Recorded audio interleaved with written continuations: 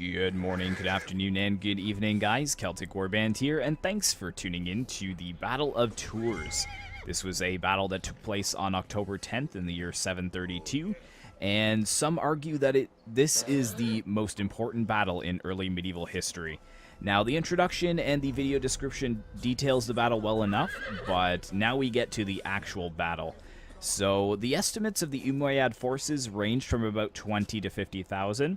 However, historians and also my own personal opinion is that the Muslim forces numbered no more than 30,000. It could have been 50,000 at the very beginning of the campaign, but it's hard to imagine that the Umayyad governor managed to get all 50,000 together for this battle. So the ranges were probably more around the 30,000. Another reason why I think that is because the Umayyad forces lived off the land they invaded, and to feed 50,000 men while on the go is just almost impossible in my mind. So 30,000, you know, that's still a ton of mouths to feed, but it's a little bit more manageable than the 50 that some people suggest. Now, looking at Charles' forces over on the other side here, looks like we are just moving forwards, but we should still have some time. So Charles' forces are all up on this hilltop. And the players for the battle is James the Great, who actually suggested the Battle of Tours, so he is playing as Charles and the Kingdom of the Franks. And then myself and Max Laser playing as the Umayyads. And Max Laser actually found this map, and it's quite perfect. It's got a perfect hill with a forest for the actual historical rendition of the battle. And the reason that Charles chose this hill is because he wanted to screen a lot of his numbers. He didn't want the Umayyads to realize his full force or to see his full army at one time. Now, Charles' force, modern estimates put his army at about 20,000 men, so about 10,000 less than the Umayyads had. And while the Umayyad forces consisted mostly of light cavalry, the Frankish army was almost entirely infantry. The only cavalry that the Franks did have was Odo, who we saw in the introduction.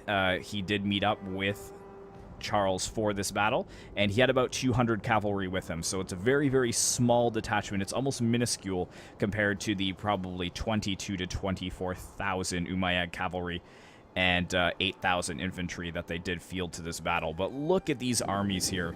Just massive armies of men. Now, it probably will be a little bit laggy. I will be utilizing slow motion for most of this battle to make it as epic as possible. But, oh, it's just seeing such a large cavalry force on the battlefield was just awesome for me. It was a really fun battle to play. But I am more over on the left-hand side here, and then Max Laser is actually facing off against James the Great directly. So you can see him kind of forming up in a line here because he will be taking the first charge, and meanwhile all of my cavalry is kind of moving over around the flanks. Now, there's two schools of thought as to how Charles and his Frankish forces formed up. Now, many people think that it was in two long lines. So he had his spear line in front, which was right at the edge of the forest, and then he had his heavy infantry and swordsmen in behind. But other historians think that he may have actually had some kind of box or square on the top of the hill. So James the Great has beautifully shown us this with his mounted swordsmen here, which it's a funny name in Age of Charlemagne to have mounted swordsmen, yet they're on foot. But he's actually got his main infantry, like his best infantry, in a little square right at the peak of the hill, and Charles is right here as well. And we actually can take a look at him here. There he is with his brilliant shiny yellow and burgundy shield there. And I don't know if he actually had a mustache in real life, but that is the general of the hour. And then Odo is over here, hidden in the trees. Oh, actually way over here with his detachment of cavalry. So we will see him at a later date. But basically, the Umayyads really couldn't wait any longer. When the Umayyads did show up to this battlefield, they were not expecting to fight the Franks at all. Now, keep in mind that they had a really easy time against the Visigoths when they conquered Iberia, and I think that they really underestimated the Franks here, and looks like we've got our first charge coming up here. But the Umayyad governor waited 7 days for you know, all of his troops to arrive and also to see if the Franks would back down, but they wouldn't. And given the fact that they did not have suitable clothing for the winter time, the governor had no choice but to mount the attack. And here we go. Oh my goodness, yeah. A lot of the cavalry being slaughtered by the archers as they move in right behind. And it looks like we've got some Pila being thrown as well, but the battle is very much underway here. We've got the battle line forming with the first charge of the Umayyad cavalry. Now, the first few charges were mostly just the Berber cavalry. It was cheaper cavalry. And then heavier light cavalry, if that even makes sense, kind of arrived later on. And it was just cycle charge after cycle charge into the lines of Charles's Frankish army. And you can see that they are pulling back. And pretty banged up in that first charge, but then again, there was a lot of Pila and arrows being thrown. Now, historically, I don't know if Charles had any archers at his disposal. It doesn't really say. It just says mostly infantry.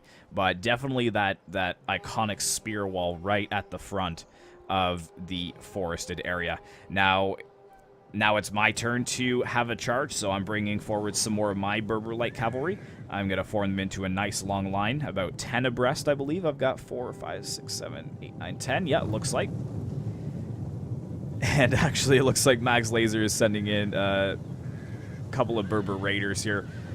They're probably going to die, get shot up by the archers. They're already starting to waver.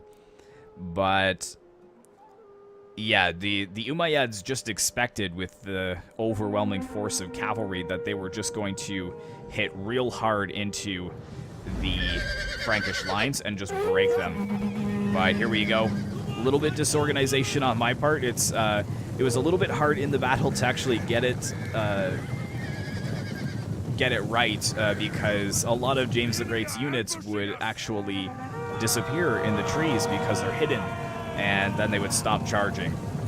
But here we go, another charge into the spear line there. Not a bad charge, but again, the light cavalry here really isn't the best. They're pretty light. Their charge bonus is pretty weak, and they have next to no armor. But you can see that we're engaging the entire line here. And as we're doing that, Max Laser is ready with some horsemen here. So these are melee cav. They're a little bit heavier than the Berber light cavalry. And we're going to try another frontal assault onto the Frankish lines. And look at that. Just as my units start to waver and break, this unit of...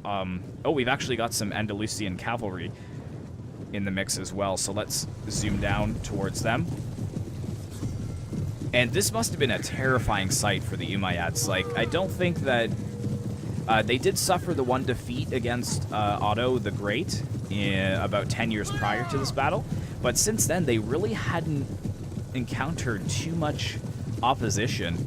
So to find a force of Franks, 20,000 strong, and to just throw wave after wave of these lines of horsemen into the lines and seeing them just cut down and breaking and returning with so few numbers. I couldn't imagine how fearful it would be for you to be in the third line or the fourth line and to be commanded to charge up into the forest. And keep in mind, not knowing full well what's up there, because Charles was really wise in where he chose his battlefield, because again, the forest just hid most of his forces. They really didn't know what they were up against until they were actually on the lines of spears, and by then it was pretty much too late. You can hear the commanders of the units there giving some last speeches before they charge up the slopes once again. I'm seeing a lot of dead Berber horsemen up there. And it looks like we're just going to have a little bit of a stare down here. Actually, it looks like some of them being focused down by arrow fire. And here we go. Nope. Yep, here we go. And we got a little bit of a cross here. But a nice charge. That was actually an excellent charge into that spear unit. So looks like he did penetrate the thin lines. Looks like the spears are starting to thin in number. And Max Laser doing a really good job there. Now, what I've done is I've actually brought my spearmen and pushed them up the flank But James the Great, again, very aware of that. He's got some of his swordsmen here with the Frankish spearmen, and he is holding the line as best as he can.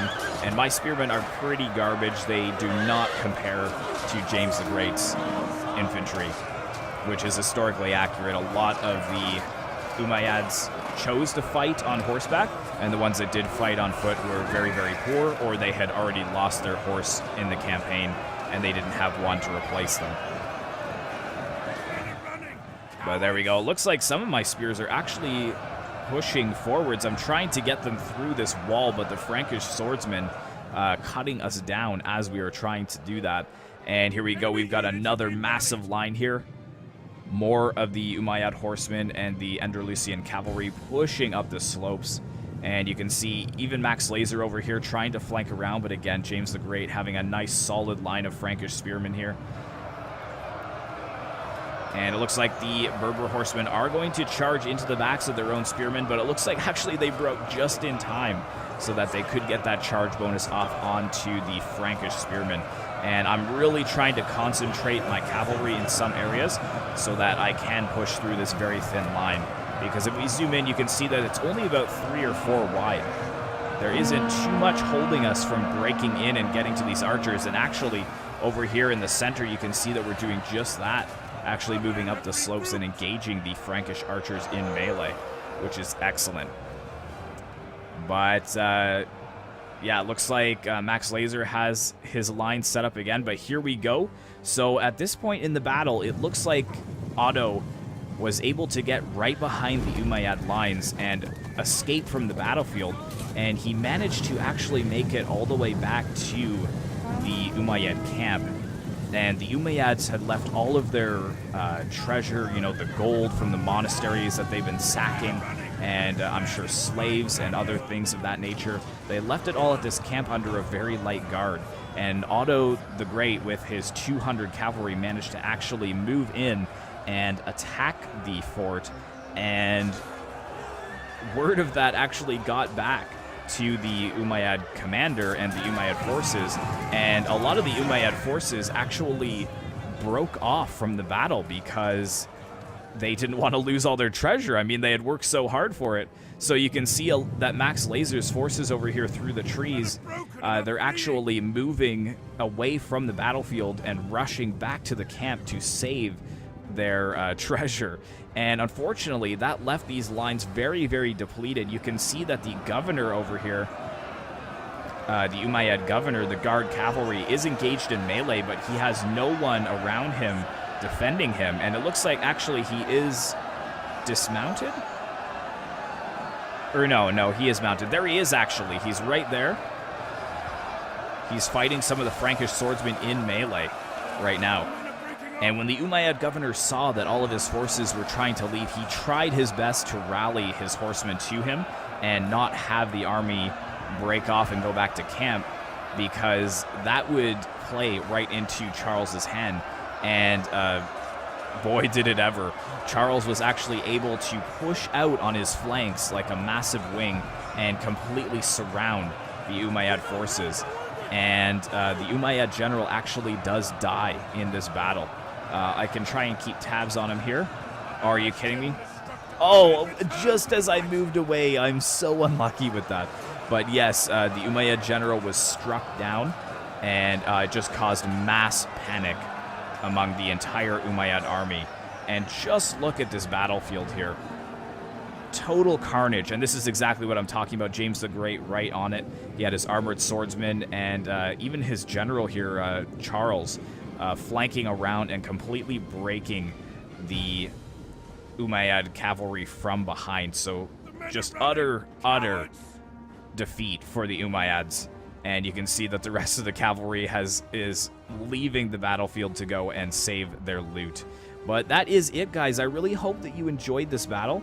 And I do have another historical battle planned. However, they take quite some time to get ready. So probably expect that sometime next month. But thanks very much for watching, guys. And I will see you in the next one.